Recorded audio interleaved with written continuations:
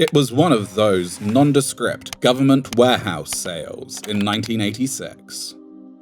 Everyone was milling around the beige room, looking at the beige equipment and discussing beige topics. Nothing exciting ever happened within the walls of a government auction. That wasn't the point. This place was a bastion of boring. It was the place where boring things went to be sold on as cheap boring things. The people who attended liked that. You didn't want an exciting copy machine. You wanted reliability, and at only a fraction of the retail price. But for one unlucky bidder on an IBM photocopier, things were about to become far too interesting. This is the story of the alleged discovery of silent weapons for quiet wars, one of the most insidious documents ever created. The man who bought that printer has remained anonymous since the box was opened. He was a Boeing Airlines employee who'd bought the photocopier for spare parts, hoping to dismantle it when he got home. As the photocopier was taken apart, he discovered a 68-page document concealed in a secret compartment within the machine. The document was entitled Silent Weapons for Quiet Wars, and set out an almost unbelievable premise. It described itself as a top-secret document produced out of research conducted in Britain during World War II and continued with government funding at Harvard University.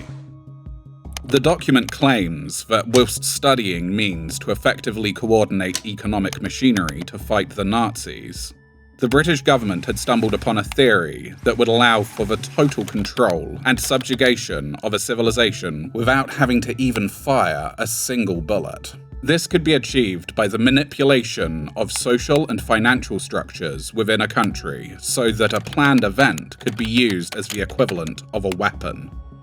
Only instead of the costly and economically harmful physical damage caused by conventional military methods, the damage from these weapons would be entirely psychological. The document claimed that the only limitation on this method of warfare was that, at the time of the theory's creation, the technology to implement the kind of economic calculations necessary for a total takeover simply didn't exist. It then goes on to state that, since the invention of the electronic computer in 1946 by Presper Eckert and John W. Mauchly, and other technological advancements like linear programming and the transistor, these technological impediments have been eroded to the point that the total domination of a civilization would be possible without the knowledge of its citizens. The rest of the document is a set of step-by-step instructions that detail how total domination of a civilization would be possible through the manipulation of methods of communication and political and economic infrastructure.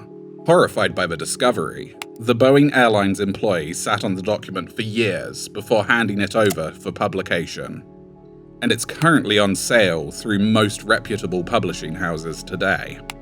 Naturally, without the name and identity of the employee who allegedly discovered the document, it's impossible to accurately verify whether or not it's a hoax. There have been people who have come forward claiming to have compiled the document from a number of sources, one of which actually writes an introduction to its 2022 publication. But we have very little credible information as to whether or not these claims are verifiable. It could be argued that the enigma of the document is part of its charm.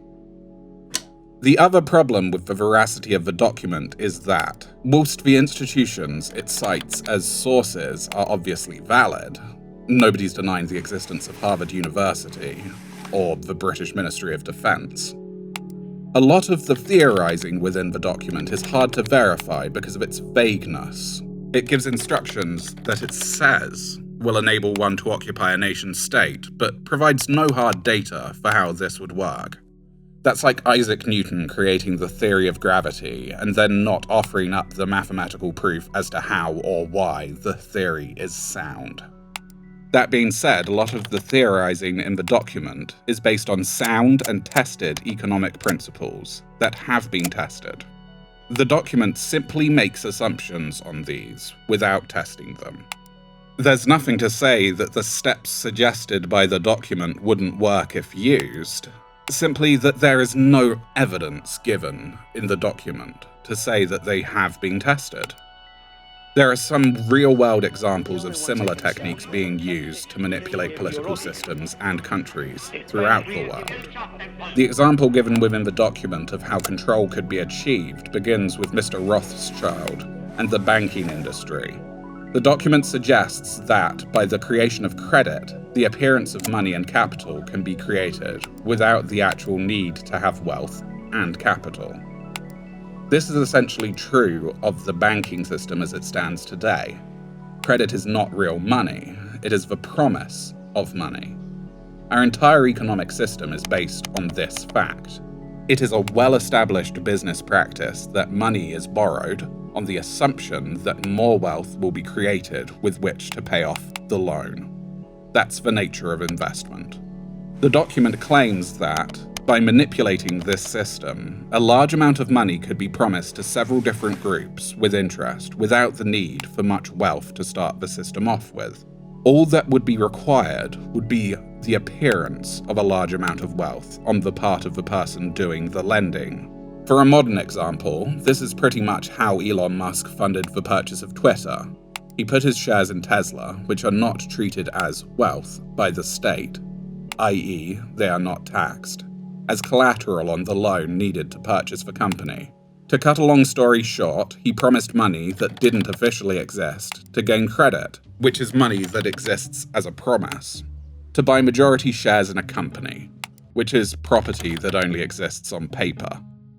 The document theorises that by manipulating the rate at which these loans are paid back and the interest rates at which they are paid back, the initial lender could force some of the more precarious loans to foreclose, thereby gaining more money than the original lender had started with.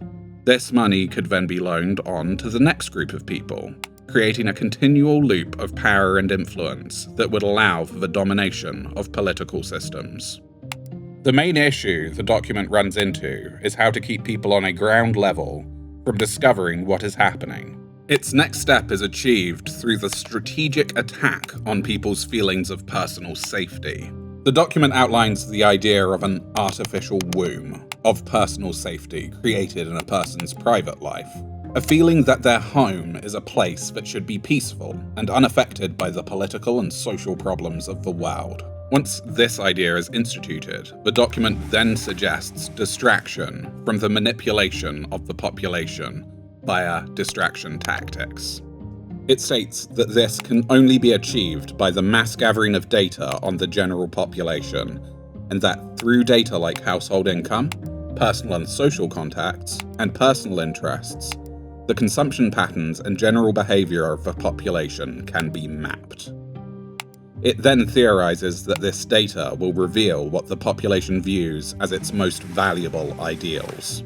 Creating the perception that these ideals are under assault, whether by economic scarcity or cultural forces, will create sufficient anger in the population to distract them from the fact that their reliance on credit has removed any agency from them. The creation of the illusion of choice and control, whilst it is secretly taken away. Again, arguably, some of these strategies are present in the world today. Facebook and social media websites gather enormous stores of information on the personal purchasing habits of its customers. This data is then sold on to advertising companies to allow them to target the most susceptible people for purchases. Also arguably, the manufacturing of moral outrages to distract from structural issues is a long-established tactic on all sides of the political spectrum. There is even a precedent for the leveraging of monetary power against governments in the form of ISDF suits from international corporations against governments that try to implement policy that might harm their profits. In a recent interview with Politics Joe, investigative journalist and researcher Matt Kennard actually outlines how ISDF legal suits are used to hamstring the political sovereignty of governments like South Africa, Iran, and throughout South America. Whether or not the document is an original, or was even created through the means it claims to have been, is completely open for debate. It does appear to be based on a theory that can be made to work, and might well be being made to work the world over. Which begs the question, how much control do we really have over our own lives? Hey guys, hope you enjoyed the video. Don't forget to like, subscribe, and hit the little bell icon if you'd like to hear more about the secretive erosion of democratic freedom from us. Either way, we'll see you somewhere further down the road less traveled.